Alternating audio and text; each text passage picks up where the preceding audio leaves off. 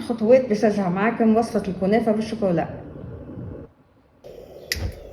نحطوا 100 جرام زبدة تذوب على الغاز. استعملنا المارجرين في الوصفة هذه خلت الزبدة مفقودة. دوب ما يتبدل لونها نطفيو عليها الغاز. قصوا 300 جرام من شعرة الكنافة. نحاولوا نفرقوهم من بعضهم.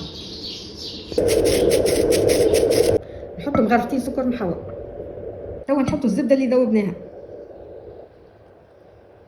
توا نخلطوا مليح حتى تتمازج المكونات. ندهنوا قوالبنا بشوية زبدة. توا نحطوا الكنافة في القوالب نتاعنا ورصوهم مليح.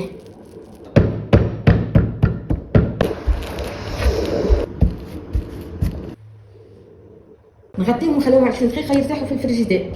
للكريمة نتاعنا باش نصبوا 350 مليلتر حليب، مغرفتين سكر، ساشي كريمة فاني، ونحركوها مليح.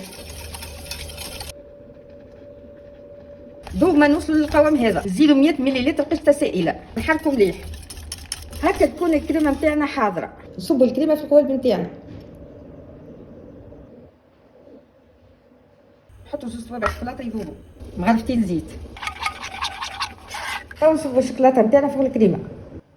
نعطيو الوجه بباقي الكنافة. توا نحطوا الكنافة نتاعنا في الفور على 180 درجة حتى تحمر. للشحور نتاعنا كاس سكر، كاس ماء، مغرفة قرص.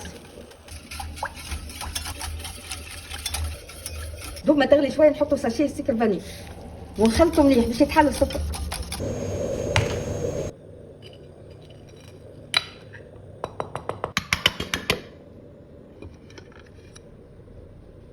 توا نشحنوا الكنافة نتاعنا. توا نزينوه بشوية نوازات على الوجه.